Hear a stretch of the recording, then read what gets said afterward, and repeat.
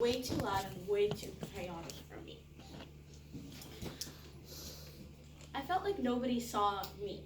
I was always seen as somebody's younger kid's sister. I was seen as Nasr's little sister, Mustaha's younger sister, Khalid's little sister, Muhammad's little sister, or Roma's little sister. I wasn't seen as me, and that made me very angry. Soon enough, that anger stopped, and it turned to sadness, because I was like, why am I just somebody else? I'm seen as somebody else. I wasn't seen as my own person, and that made me feel like I didn't have something to be proud of myself for. Soon enough, I stopped talking. Not talking completely. I just stopped being me, because me was somebody else's sister. And so I stopped. I stopped watching Wildcrafts with my brother. I stopped making ugly bracelets with my sister. I stopped making dumb videos with my youngest sister. Soon enough, I stopped being me. All the things that held my interest no longer had no meaning to me whatsoever. My need for adventure and fun was gone. I became a boring child who never spoke to anybody. Soon enough, all of that anger and sadness of me dragging myself around, feeling bad for myself, turned to anger and pettiness. Soon, I was causing pointless arguments with my siblings. I was being petty when I had no reason to. I was asked to do something and I was instantly like, I'm good, thanks though. At school I was a pretty good kid, but I sometimes did something on purpose. I remember a specific incident where my teacher said, I don't want to hear a peep from any of you because we were doing a test. Soon as it was completely quiet, I whispered one word, peep.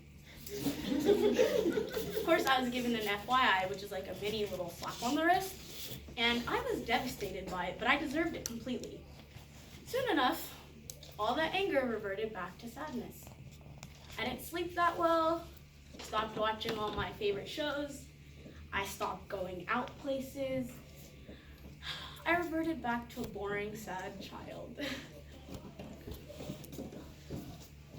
I didn't tell anybody how I felt because I was worried that I was going to be told, oh, well, you just have to wait a couple more years, then you'll become your own person. Until then, you're somebody's little sister. So I clung on to every single feeling I had, worried that it would float away and become somebody else's problem. As soon as then, I discovered something new. It wasn't really new, but it felt like it. Books. When I was younger, I loved reading. I always read books. But as soon as that little phase of sadness and anger came up, I stopped reading. Soon, I started going to the library more. I always read books and I always wanted more. I loved going to the library, and I'd always curl up with a book upstairs, actually like anywhere, upstairs on the trampoline, downstairs behind the couch. I'd read anywhere and everywhere I could. One book series that kept me occupied for a very long time was the A to Z mystery books. Those were my absolute favorite books, like they were the best thing ever. Unfortunately, I still cannot say I finished the entire series because the very last book, The Zombie Zone, scared me so much. I refused to read it. Like, there was a zombie on the cover, like going like that or whatever in a graveyard, and I did not read it. I still can't say I finished the book. But eventually, when I do read it, and I will be able to fulfill my childhood dream. I read books about places I wanted to visit, foods from different places, animals. I read nonfiction books, fiction books. I even took that was not a good time. I read poems and just wanted to read something.